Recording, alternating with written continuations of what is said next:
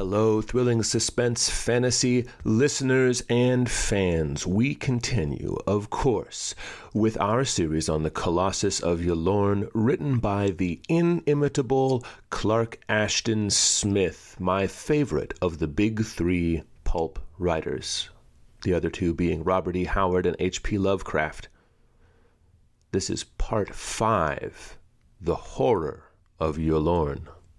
Gaspard, returning from his dark plunge into Lethian emptiness, found himself gazing into the eyes of Nethere, those eyes of liquid night and ebony, in which swam the chill, malignant fires of stars that had gone down to irremediable perdition. For some time, in the confusion of his senses, he could see nothing but the eyes, which seemed to have drawn him forth like baleful magnets from his swoon.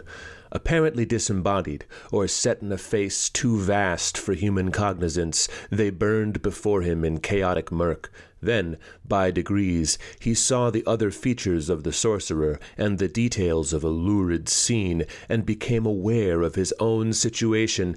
Trying to lift his hands to his aching head, he found that they were bound tightly together at the wrists. He was half lying, half leaning against an object with hard planes and edges that irked his back. This object he discovered to be a sort of alchemic furnace or athanor, part of a litter of disused apparatus that stood or lay on the castle floor. Couples, aludels, cucurbits, like enormous gourds and globes, were mingled in strange confusion with the piled, iron-clasped books and the sooty cauldrons and braziers of a darker science. Nethere, propped among Saracenic cushions with arabesques of sullen gold and fulgurant scarlet, was peering upon him from a kind of improvised couch made with bales of orient rugs and arrases, to whose luxury the rude walls of the castle, stained with mold and mottled with dead fungi, offered a grotesque foil. Dim lights and evilly swooping shadows flickered across the scene, and Gaspard could hear a guttural hum of voices behind him. Twisting his head a little, he saw one of the stone vats, whose rosy luminosity was blurred and blotted by vampire wings that went to and fro. Gaspard and Nethere, it seemed, were alone. The assailants of the youth, whoever or whatever they had been, had presumably returned to another task after bringing their bound, unconscious captive before the sorcerer. "Welcome," said Nethere, after an interval in which the student began to perceive the fatal progress of illness in the pain-pinched features before him. "So Gaspard du Nord has come to see his former master." The harsh, imperatory voice with demonic volume issued appallingly from the wizened frame. "I have come," said Gaspard in laconic echo. "Tell me, what devil's work is this in which I find you engaged? And what have you done with the dead bodies that were stolen by your accursed familiars?" The frail, dying body of Nethere, as if possessed by some sardonic fiend, rocked to and fro on the luxurious couch in a long, violent gust of laughter without other reply. "If your looks bear credible witness," said Gaspard, when the baleful laughter had ceased, "you are mortally ill, and the time is short in which you can hope to atone for your deeds of malefice and make your peace with God, if indeed it still be possible for you to make your peace. What foul and monstrous brew are you preparing to ensure the ultimate perdition of your soul?" The dwarf was again seized by a spasm of diabolic mirth. "Nay, nay, my good Gaspard," he said finally. "I have made another bond than the one with which puling cowards try to purchase the goodwill and forgiveness of the heavenly tyrant.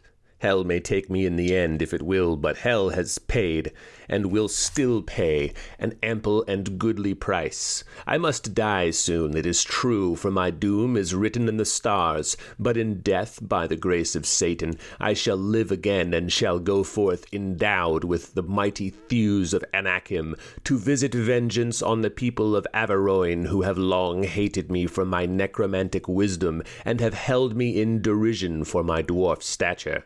"What madness is this whereof you dream?" asked the youth. appalled by the more than human frenzy and malignity that seemed to dilate the shrunken frame of Nothair and stream in Tartarian luster from his eyes. It is no madness, but a veritable thing, a miracle, mayhap, as life itself is a miracle. From the fresh bodies of the dead, which otherwise would have rotted away in charnel foulness, my pupils and familiars are making for me, beneath my instruction, the giant form whose skeleton you have beheld. My soul, at the death of its present body, will pass into this colossal tenement through the working of certain spells of transmigration in which my faithful assistants have also been carefully instructed. If you had remained with me, Gaspard, and had not drawn back in your petty pious squeamishness from the marvels and profundities that I should have unveiled for you, it would now be your privilege to share in the creation of this prodigy. And if you had come to Ylourgne a little sooner in your presumptuous prying, I might have made a certain use of your stout bones and muscles, the same use I have made of other young men who died through accident or violence. But it is too late even for this, since the building of the bones has been completed, and it remains only to invest them with human flesh. My good Gaspard, there is nothing wherever to be done with you, except to put you safely out of the way. Providentially, for this purpose, there is an oubliette beneath the castle, a somewhat dismal lodging place, no doubt, but one that was made strong and deep by the grim lords of Ylourgne.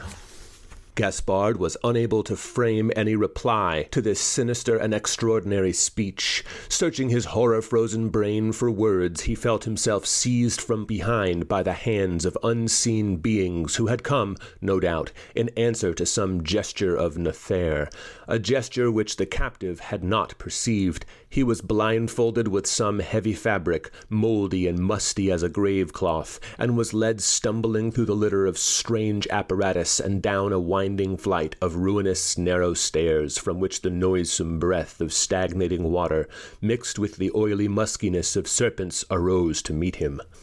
He appeared to descend for a distance that would admit of no return. Slowly the stench grew stronger, more insupportable. The stairs ended. A door clanged sullenly on rusty hinges, and Gaspard was thrust forward on a damp, uneven floor that seemed to have been worn away by myriad feet. He heard the grating of a ponderous slab of stone. His wrists were untied, the bandage was removed from his eyes, and he saw by the light of the flickering torches a round hole that yawned in the oozing floor at his feet. Beside it was the lifted slab that had formed its lid. Before he could turn to see the faces of his captors, to learn if they were men or devils, he was seized rudely and thrust into the gaping hole. He fell through Erebus-like darkness for what seemed like an immense distance before he struck bottom. Lying half-stunned in a shallow, fetid pool, he heard the funereal thud of the heavy slab as it slid back into place far above him. End Part 5. You only have to wait 24 hours to hear the next part of the Colossus of Ylourgne. Clark Ashton Smith delivers an absolutely splendid tale in this one, and I strive to give you a great reading, as well as some great writing, some great comics, and some great pulps. Check out the links in the description below where you can purchase my work. Like, comment, and subscribe. Talk to you tomorrow.